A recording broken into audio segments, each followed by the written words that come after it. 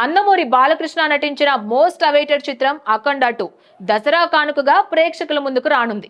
అధికారికంగా సెప్టెంబర్ 25న విడుదల తేదీని ప్రకటిస్తూ బాలయ్య పుట్టినరోజు సందర్భంగా స్పెషల్ టీజర్ ను రిలీజ్ చేసింది చిత్ర బృందం. ఇక టీజర్ హైలైట్స్ విషయానికి వస్తే దర్శకుడు బోయపాటి సీను ఈసారి కూడా అభిమానులు కోరుకున్న పవర్ఫుల్ మాస్ ఎలిమెంట్స్ ను ప్యాక్ చేసి టీజర్ రూపంలో అందించారు.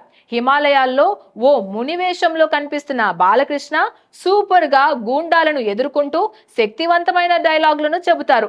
అసలు ఆ త్రిశూలం అలా బాలయ్య మెడ చుట్టూ తిరుగుతూ గూండాల తలలు నరుకుతుంటే ఉంది అసలు మజా. ఇంకా ఆ గన్స్ తో ఉన్న సీన్ కూడా భలే ఉంది. ఈ టీజర్ ద్వారా సినిమా పూర్తిగా యాక్షన్ మాస్ కమర్షియల్ డ్రామాగా ఉంటుందని స్పష్టమవుతోంది. అఖండ మొదటి భాగంలో 2 గెటప్లలో కనిపించిన బాలయ్య ఈసారి ఎక్కువగా మునివేషంలోనే కనిపించే అవకాశం ఉందని టీజర్ ద్వారా తెలుస్తోంది. తమన్ అందించిన బ్యాక్గ్రౌండ్ స్కోర్ మరోసారి హై వోల్టేజ్ మాస్ ఫీలింగ్ ను పంచుతోంది.